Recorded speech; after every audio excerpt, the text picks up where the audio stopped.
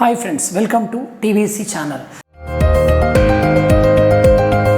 ఈరోజు స్టోరీ బోర్డులో బంగ్లాదేశ్ ప్రస్తుత పరిస్థితి ఎలా ఉందో తెలుసుకుందాం. బంగ్లాదేశ్ ప్రధానిగా హసీనా రాజీనామా చేసిన తర్వాత అక్కడి రాడికల్ ఇస్లామిక్ గ్రూపులు ఇష్టం వచ్చినట్లు చేస్తున్నాయి. టెంపరీ పీఎంగా ఉన్న మహమ్మద్ యూనిస్ గవర్నమెంట్లో ప్రజాస్వామ్యం అనేది కనిపించడం లేదు. పైగా హిందువులను టార్గెట్ గా చేసుకుంటూ దాడులు చేస్తున్నారు. 2024-2025 సంవత్సరాల మధ్య హిందువులపై, హిందూ దేవాలయాలపై కూడా దాడులు చేస్తున్నారు. ఈ దాడులను భారత్ ఖండించింది కూడా. హిందూ దేవాలయాలను హిందువులకు ఖచ్చితంగా రక్షణ కల్పించాల్సిందేనని భారత్ స్పష్టమైన ప్రకటనలు కూడా చేసింది. బంగ్లాదేశ్ లో హిందువులపై జరుగుతున్న దాడులతో రెండు దేశాల మధ్య ఉండే సంబంధాల్లో కూడా బాగా తేడా వచ్చింది. షేక్ హసీనా గవర్నమెంట్ పడిపోయిన తర్వాత ప్రధాన సలహాదారు మొహమ్మద్ యూనిస్ తాత్కాలిక ప్రభుత్వ కాలంలో బంగ్లాదేశ్లో ఆగస్టు 2024 మరియు జూలై 2025 మధ్య జరిగిన 10 ముఖ్యమైన దాడులు విషయానికొస్తే, మొదటిది సత్యజిత్ రే ఇంటి కూల్చివేత నిర్ణయం. మైమేన్ సింగ్ లోని శిథిలావస్థలో ఉన్న సత్యజిత్ రే పూర్వీకుల ఇల్లు కూల్చేయాలని ప్రస్తుత బంగ్లాదేశ్ సర్కారు నిర్ణయించింది. అయితే దీనిని భారత ప్రభుత్వం తప్పుపట్టింది. అంతేకాకుండా సత్యజిత్ రే ఇంటిని వారసత్వ ప్రదేశంగా రక్షించాలని కోరింది. పశ్చిమ బంగాల్ ముఖ్యమంత్రి మమతా బెనర్జీ కూడా ఈ సాంస్కృతిక ఆస్తిని కాపాడుకోవాలని కోరారు. దీంతో బంగ్లాదేశ్ గవర్నమెంట్ కూల్చివేత నిర్ణయాన్ని ప్రస్తుతం నిలిపివేస్తామని, దీనిపై ఓ కమిటీని ఏర్పాటు చేసినట్లు ప్రకటించింది. సత్యజిత్ రే ఇంటిని బెంగాలీ సాంస్కృతిక పునర్జీవనానికి చిహ్నంగా పరిగణిస్తారు. ఇది 3 తరాల ప్రముఖ సాహిత్యవేత్తలైన ఉపేంద్ర కిషోర్, సుకుమార్, సత్యజిత్ రేతో సంబంధంగా చెబుతారు. ఇక రెండవ విషయానికి వస్తే, బెంగాలీ కొత్త సంవత్సర సాంప్రదాయాన్ని ఇస్లామీకరణ చేయడానికి ప్రయత్నాలు.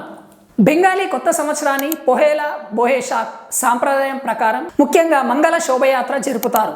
ఈ కల్చర్ తమ ఇస్లామిక్కి విరుద్ధమని అక్కడి రాడికల్ ఇస్లామిక్ గ్రూపులు వ్యతిరేకిస్తున్నాయి. దీంతో యూనిస్ ప్రభుత్వం 2025 ఏప్రిల్లో అధికారికంగా మంగళ శోభయాత్ర పేరును బార్ష్ వర్షన్ ఆనంద్ శోభయాత్రగా మార్చింది.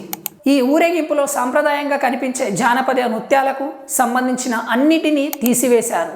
ఈ శోభయాత్రలో ముఖ్యంగా ఆనంద్ బెయిల్ అంటే ఎద్దులు, దుర్గామాత మాస్కులు, జానపదంతో ముడిపడి ఉన్న ఇతర వాటికి చాలా ప్రసిద్ధి. ఈ శోభయాత్రని యునెస్కో వారసత్వ జాబితాలో చేర్చారు అంటే ఇది ఎంత ఫేమస్ మీకే తెలుస్తుంది. మూడవది, రాడికల్ ఇస్లామిక్ గ్రూప్ దాడిలో రవీంద్రనాథ్ ఠాగూర్ పూర్వీకుల ఇల్లు ధ్వంసం. సిరాజ్గంజ్లో ఉన్న రవీంద్ర కచారీ బారి అన్న పేరుతో రవీంద్రనాథ్ ఠాగూర్ పూర్వీకుల ఇల్లు ఉంది. దీంతో పాటు మ్యూజియంపై కూడా రాడికల్ ఇస్లామిక్ గ్రూప్ దాడికి దిగింది. ఫోర్త్, హిందూ గాయకుడు రావుల్ ఆనంద్ ఇంటికి నిప్పు. బంగ్లాదేశ్ క్యాపిటల్ ఢాకాలో ఉన్న ఫేమస్ బంగ్లాదేశ్ జానపద గాయకుడు రావుల్ ఆనంద్ 140 ఏళ్ల నాటి చరిత్రాత్మక ఇల్లు మరియు మ్యూజికల్ కల్చరల్ సెంటర్ని ఇస్లామిక్ మూక తగలబెట్టింది. దీంతో అక్కడ ఉన్న 3000కు పైగా అరుదైన సంగీత వాయిద్యాలు కూడా తగలబడిపోయాయి. సింగర్ రాహుల్ తన కుటుంబంతో కలిసి పారిపోయి వేరే చోట దాక్కున్నారు. ఐదవది, ఢాకాలోని ఇందిరాగాంధీ కల్చరల్ సెంటర్ పైన దాడి. ఢాకాలోని Indira Gandhi cultural సెంటర్పై radical Islamic group దాడి చేసి నిప్పంటించింది. 2010 స్టార్ట్ అయిన ఈ సెంటర్ని Indian council for cultural relations నిర్వహిస్తుంది. భారత్ బంగ్లాదేశ్ మధ్య కల్చరల్ ఎక్స్చేంజ్ కోసం ఈ సెంటర్ని స్టార్ట్ చేశారు. ఇక్కడ 21,000 పైగా బుక్స్, ఆర్చీవ్స్, యోగా కేంద్రంతో పాటు క్లాసికల్ డ్యాన్స్ పై క్లాసులు కూడా జరుగుతాయి. ఇప్పుడు ఇది మొత్తం తగలబడిపోయింది.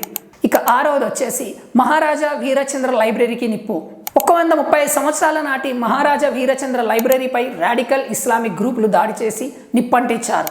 ఈ లైబ్రరీలో చాలా విలువైన పుస్తకాలు, పత్రాలు ఉన్నాయి. ఈ లైబ్రరీలో 5,000 కంటే ఎక్కువగా బుక్స్ ఉండగా వాటిలో 200 సంవత్సరాల కంటే ఎక్కువ పురాతనమైన కొన్ని అరుదైన ప్రతులు ఉన్నాయి.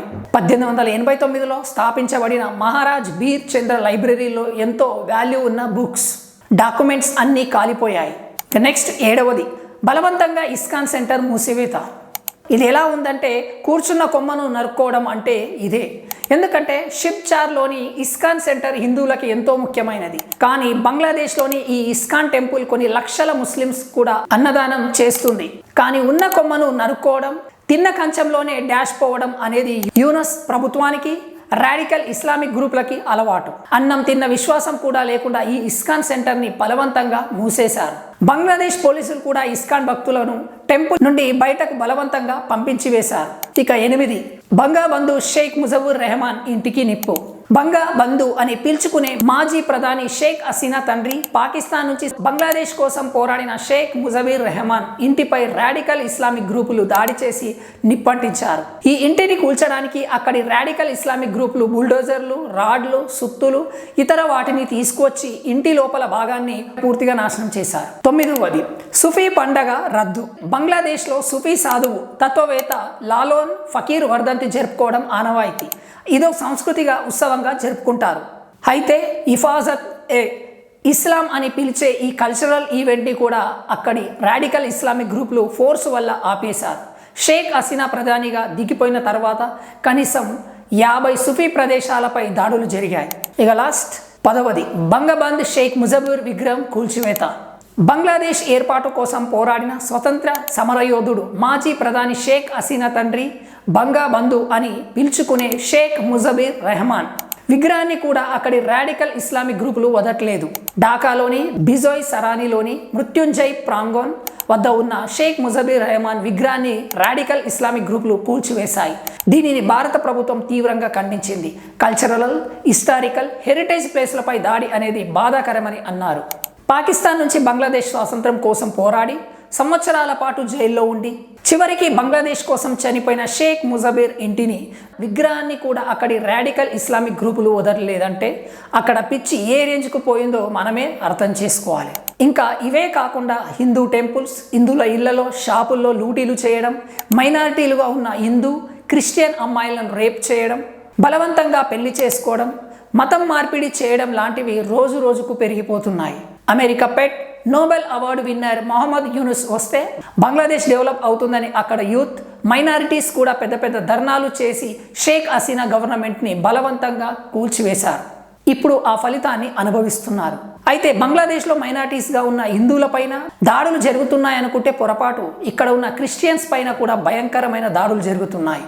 ఇంత జరుగుతున్న international human rights, America, UK, Germany లాంటి దేశాలు, ఇంటర్నేషనల్ మీడియా కూడా హ్యూమన్ రైట్స్ గురించి ఒక్క మాట కూడా మాట్లాడడం లేదు. ఈ పూర్తి వీడియో పైన అభిప్రాయాన్ని కామెంట్ రూపంలో తెలియజేయండి. వీడియోని నలుగురికి షేర్ చేయండి. మా స్టోరీ నచ్చినట్లయితే లైక్ చేయండి, ఛానల్ని సబ్స్క్రైబ్ చేయండి. మీ సంతీష్. Thank you for watching video.